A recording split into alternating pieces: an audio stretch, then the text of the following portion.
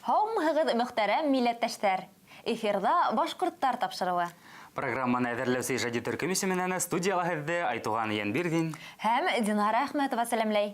1808 елда Ырымбур ҡалаһынан губернатор үҙенең 50 кешеһенән торган команда менән ошо таш өйҙө күрергә тип киләләр инде. Иң төптәге күлде күрергә резиновый кәмәләр алып килгән булалар инде үҙҙәре менән. Был күлде күрә алмайҙар, сөнки ныҡ итеп ел сыға инде. Теперь изначально, в первоначальном своем виде, это башкир, это башкирская община, которая потеряла фактически свое лицо, свое я. И это настоящая трагедия.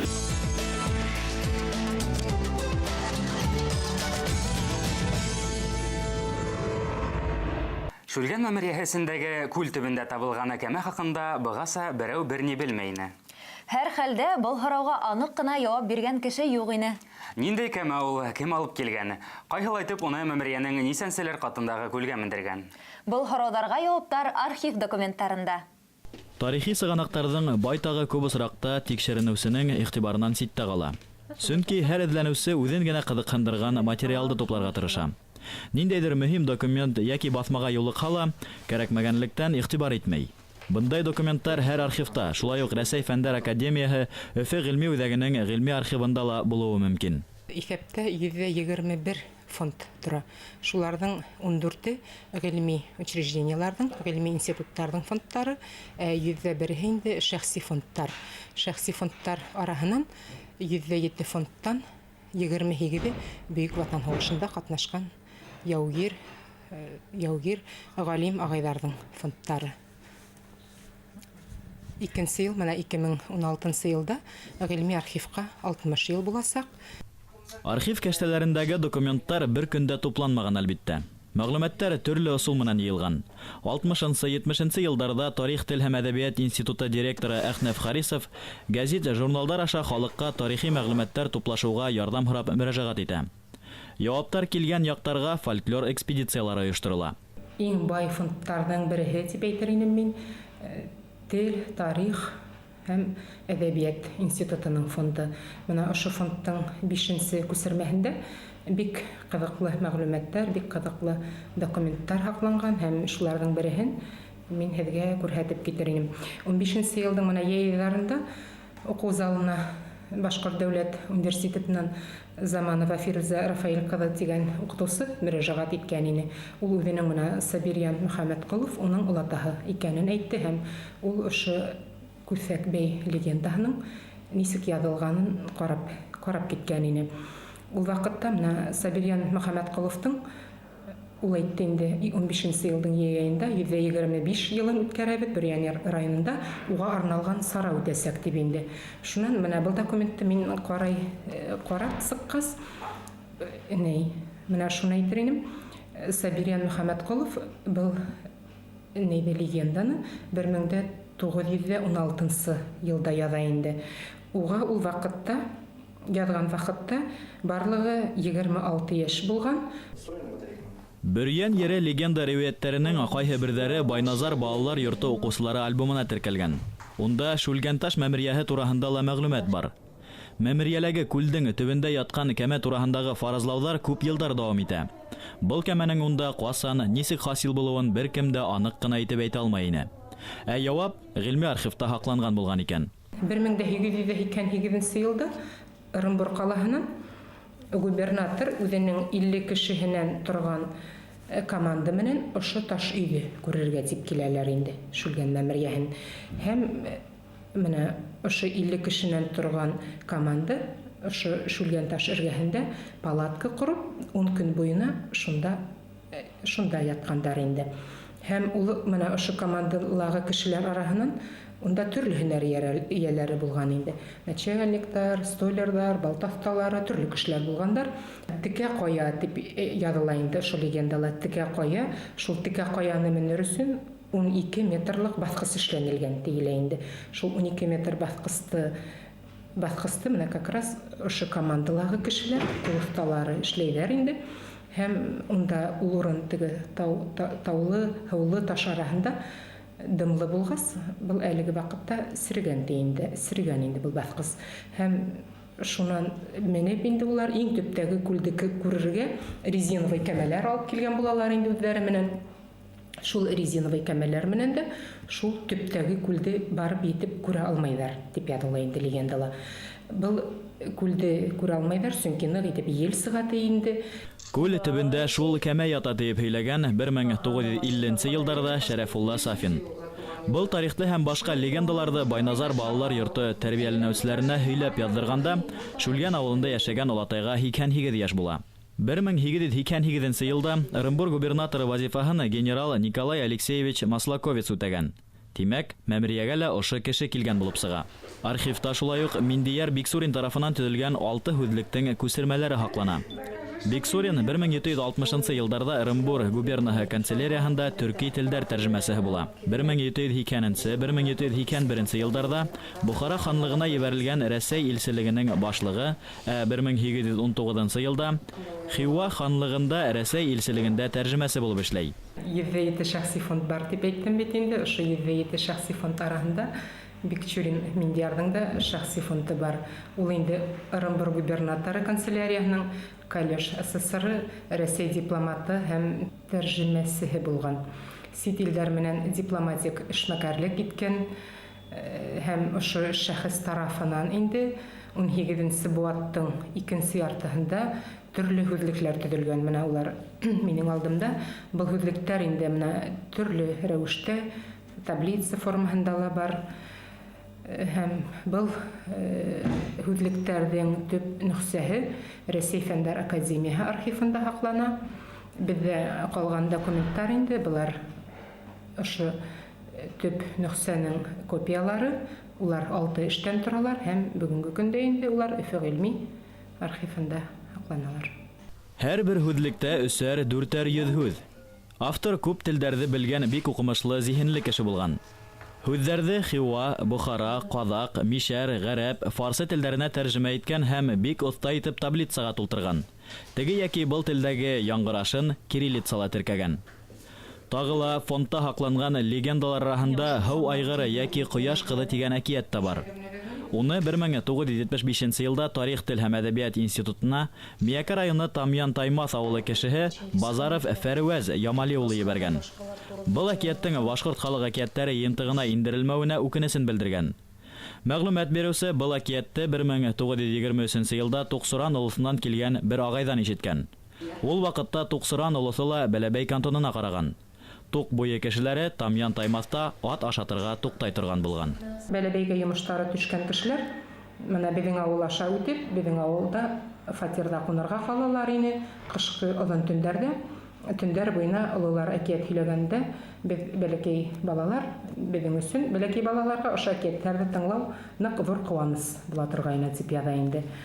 Әҫәрҙә бабайҙың 7 улы, телгә килгән йылҡы малы һәм башҡа башҡорт халыҡ әкиәттәрендәге кеүек күренештәр бар. Дөйөм алып әйткәндә, ғилми архивтың Тарих тел һәм әҙәбиәт институты фондында әлегә ғалимдар тарафынан ҡаралмаған башҡа документтар да бар.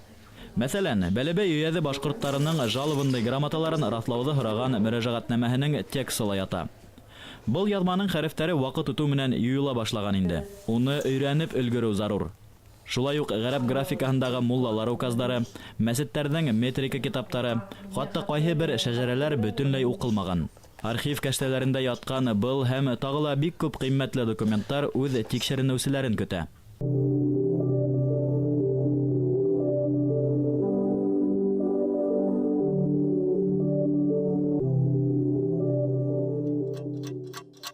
Санкт-Петербург ҡалаһындағы Рәсәй этнография музейы экспонаттары араһында ғалим-этнограф Сергей Руденко тарафынан 1907 йылғы экспедициянан алып ҡайтылған ағас ижау да бар. Бында ижаудан башҡорттар ырыу байрамы йыйында ҡымыҙ эскәндәр тейелгән. Руденко үҙе ижау тураһында былай тип яҙа. Башҡорт сүмесе ижауҙың бик нәфис һәм матур итеп яһалғандары була. Ижауҙың тотҡаһы һәр осраҡта үҙенсәлекле итеп эшләнә. Кәкере осы уны икенсе һауыттың ситенә элеп ҡуйыу мөмкинлеген бирә. Мең, Ҡатай, Ҡарағай ҡыпсаҡ, Гәрәй ҡыпсаҡ һәм Бөрйән ырыуҙары башҡорттарының ижауҙары Руденконың күләмле башҡорттар китабында ла урын алған.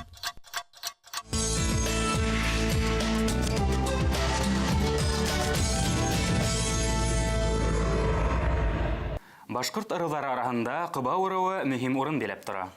Кобау башкортларының көнсыгыш өлеше гореф-гадәттәрен яхшы хаклаһа, көнбайыш тарафында көн итүчеләр үз асылдарынан бер аз ситләшә төшкән. Туймазы районының Сайран авыл биләмәһендә яшәүче Кобау башкортлары туган телләрен хаклап калырга теләй. Башкорт халкының зур булмаган, әмма үзенчәлекле ыруларының береһе ул Кобау ырыуы. Урта буат мәгълүматларында был ырыу Коман, Кобояр дип тә бирелә.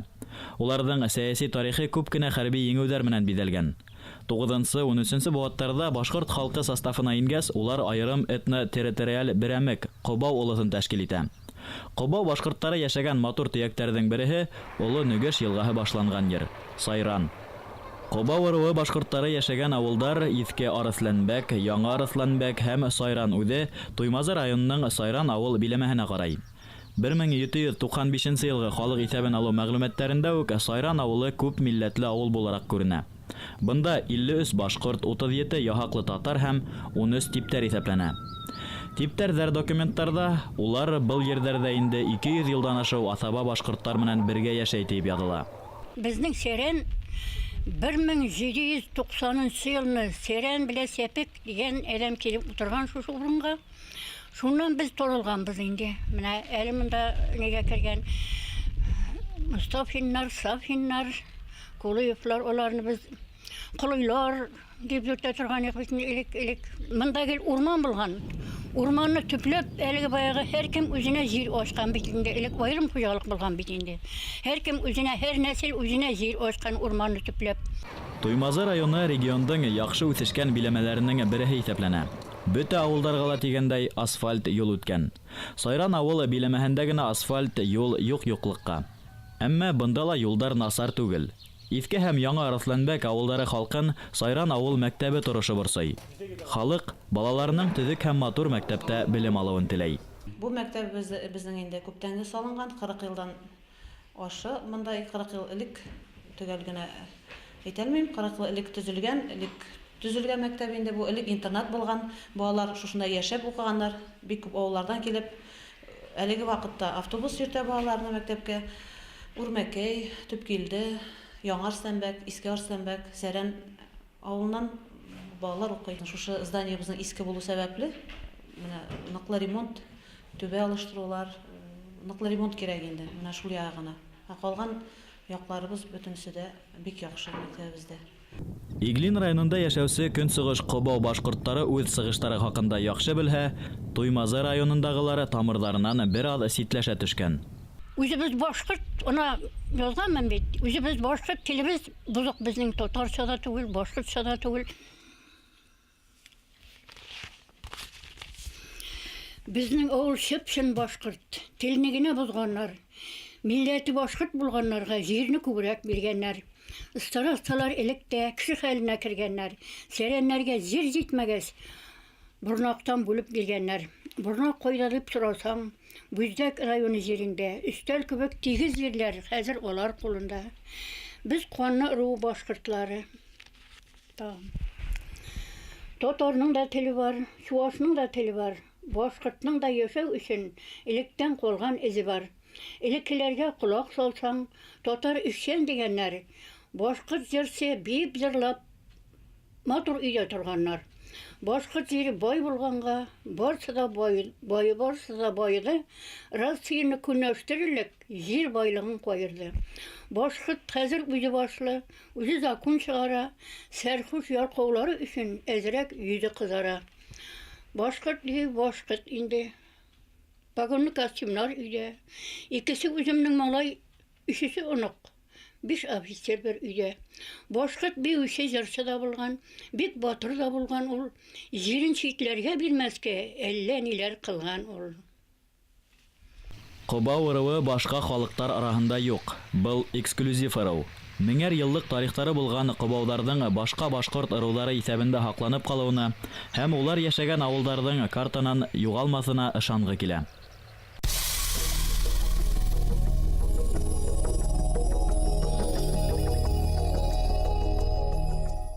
Яхак. Волга, Урал буе һәм Сибир халыктарының натуралата я булмаһа аксалата түләгән халымы. Рус дәүләтенә кушылганга тиклем башкорттар Алтын Урдага, Нугай Урдаһына, Казан һәм Себер ханлыктарына яһак түләгән.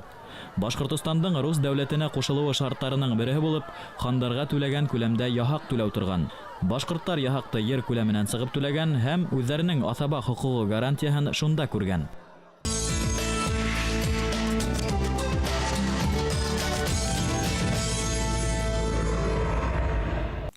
Бүген халыкта тарихка үзенең сыгышын асыклауга игътибар артты. Бұл тәңгәлдә бигрәк тә тарихсыларыбызның, галимдарыбызның хезмәте зур. Зыялы тарихчыларыбыз төрле төбәктәргә сыгып, халык менән осрашулар үткәрә, сетерекле һорауларга асыклыктар индерә. Силәбе башкорттары башкорт тарихи көнен билдәләп, үткәнен өйрәнде, тарихын олланы. Силәбе калаһының Үҙәк районы хакимиятенә 100дән ашыу башкорт кешеһе туган милләтле тарихын тыңларга йыелды. Өфенән билдәле тарихчыларны сакырып, бу очрашуды башкорт яшьтәре иттифагы оештырды. Мы, будучи находясь в Челябинской области, несколько оторваны от Башкортостана, поэтому решили пригласить вот таких известных башкирских историков для того, чтобы как-то просветить местных башкир и прикоснуться к истокам, к своим, так как говорил еще Ломоносов, народ, не знающий своего прошлого, не имеет будущего. Поэтому для того, чтобы самоидентифицироваться, понять более четко, кто мы есть на самом деле, мы должны знать и изучать свое прошлое. Вот с этой целью мы решили организовать сегодняшнее мероприятие. Сарага үз тарихына битараф булмаган, халкының үткәне менән кызыкканган милләттәшләр хатта авылдардан да килгәйне. Тарихты белергә кирәк. Күпме кеше белмәүдең тарихын, күпме белмәй. Монда Башкортстан галимлек кешеләр килеп, бөтен тарихты һөйдәйләр, андаган телмен һөйдәйләр. Кирәк, нимә өчен без үзебез башкортлар үзебезне башкорт дип югатып бетмәскә. Югатып бетмәскә. Анымен бу тарихтармен бөтә телдә бәйләмеш, бөтә диндә бәйләмеш ул бөтә шуннан килеп утыра. Без аны белмәһәбез, менә үзегез әйтәгезне агай әйтеп торды. Без теләгәйтә тартып куйырга була, теләгәмтә бит әйтеп куйырга була. Аблай менә сынапта мин менә бердем дә әргәмдә 100 кеше икенче милләт булһа, мин үзем менә шулай итеп, мин башкорт дип торам. Тарихты беләм. Шуның өчен мине айдандырмадың бер якка. Үзегез күрәк яшьләр күп утыра бигрәк. Аны бигрәкдән. Залдагылар милләтебез тарихында булган мөһим вакыйгалар, башкорт халкының формалашуы, ыру кабиләләр осырынан бүгенге хәл торышына тиклем мавыктыргыс лекцияны иртәнән кискә тиклем йотлыгып тыңлана. Төрле сыганактарда төрлесә бирелгән бәхәсле мәгълүматларга тарихчылар фәнни яктан нигедләп асыклык индерде. Изначально, в первоначальном своем виде, это башкирская община, которая потеряла фактически свое лицо, свое я. Это настоящая трагедия. Трагедия не только для идентичности, но и какие-то переживания, возможно, были в то время. И когда это происходит практически со всеми целыми деревнями происходило, то есть шла некая такая, в глазах башкир, наверное, это некая такая форма деградации, наверное, была. Когда башкир лишается своего земельных прав своих, это настоящая трагедия. Он ставит нет на своем прошлом практически. Он перестает быть башкиром. Юсупов Юлдаш инкас сагыш яһаны ал битинде шундай эш алар алып бара генетически немен. Аны битинде бер нисектә кире кагып булмай. Ал безнең тарихка әйтергә кирәк, шул үдәк юлы булырга тиеш безнең тарихтан. Икенче яктан Салават Хамидуллинның китаптар менә хәзер һәрбер арудын сагыра. Ал бит бу әһәмияте бик зур икән, әлбәттә. Аны тарихын белгән кешене һинаны икенче якка аудара алмыйын. Бер сәгатькә каралган тәнәфестә лә фикер алышулар, Өфе кунактарына мөрәҗәгать тәкъдимдәр тарихка бәйле булды. Силәбелә үткән башкорт тарихы көне халкыбызның үткәнен һәм бүгенгеһен танып белүгә генә түгел, өлкәдә яшәүче милләттәшләребезгә, картына, яшенә рух өстәне.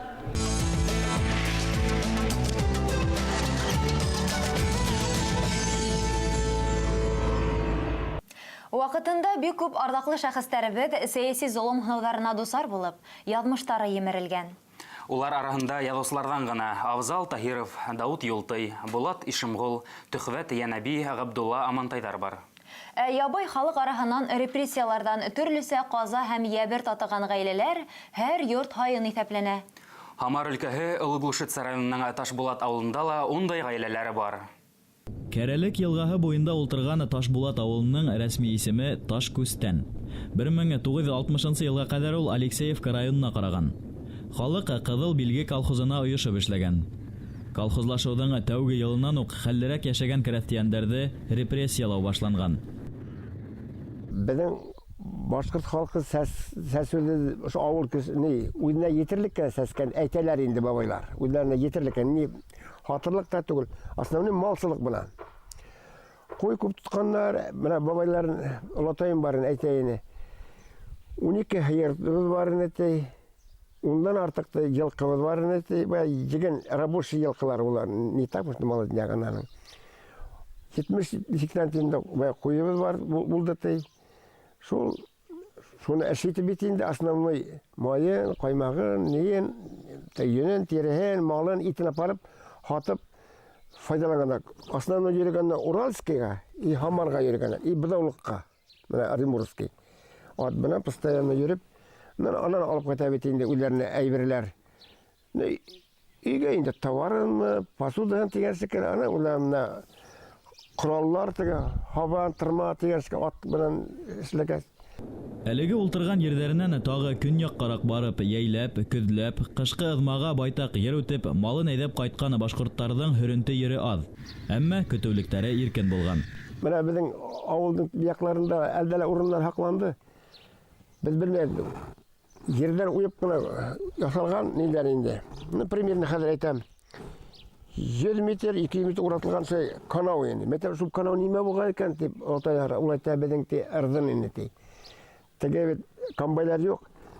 Игенде урап әп килеп кенә тәүләр шунда өйләр. Игән хунан инде беткәс бит инде яйлап ка шунда ат белән тапатып баяганы игенен елгәреп Шунысын каждыйның үзенең ырдын тәвендә тук булган инде.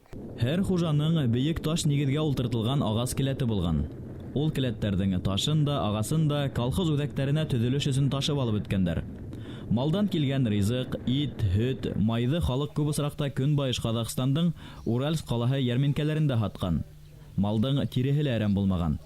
Шарифкәлә булган кожын завод. Ул бурындан тире белән бик яхшы шөгыльләнгәннәр.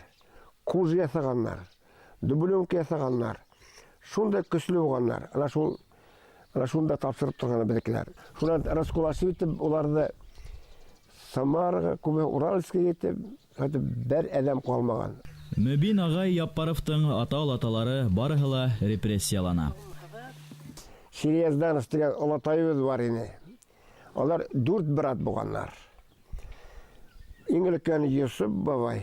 Ananın Gali babay, ananın Osman babay, ananın Süleyman. 4 brat, onlar yağısı tutmaganlar. Anı mine hüləni Safiyullah ağayım 16. yılga. Ağaç üyləri boğan betiyinde ağaçtan işlənген. Aslında bizim avulda saman ne? Mazın kene betiyinde boğan. Var eldeles olaydı aslında. Özgərdi pravda. Şunu raskolaşı bitkenler. Ул үйде апарып ярак түгел 3 километр ул раньше 4-й отделение Красный Октябрь Большесернийский районга инене. Шунда апарып улашкалар шунда шул үйләр без бала сакта турып менә 80-нче елгына ул үйдә ебер биттеләр дигән шикелле. Хамар өлкәһендә корылык елдарында халык арасында аслык каты була. Чөнки көньяктан иткән каулан ел азна 10 көн эчендә бөтә яшеллекте киптереп корытып бетә. Хамар башкортларының күбеһе Башкортстанга берничә тапкыр күсенә. Кыпсак авылыннан Һәдия Дәүләтшинның тугандары 20-нче еллардагы аслыкта Өфөгә китә. Адак тугандарын репрессиялагас, калгандары 30-нчы елларда гаиләләрен хаклап калу максатында төрле якка таралалар. Касандыр авылдардан чыгып киткәндәрне авылда онытмайдар. Һәр кемнең язмышы шәҗәрәһендә языла бара. Хөрмәтле телевизор караучылары, ошының менән тапшырыбыз тамам. Тәкъдимдәрегезне, теләктәрегезне әле экранда күренгән tv-rbn.ru сайтына язарга яки Өфөләге 251-73-92 телефонына шылтыратып yetkерергә мөмкин. Без тапшыруды әзерләүче Ижади Төркем һеҙҙең менән хушлашабыҙ. Һау булығыҙ, үҙ асылыбыҙҙы һаҡлап йәшәйек туғандар.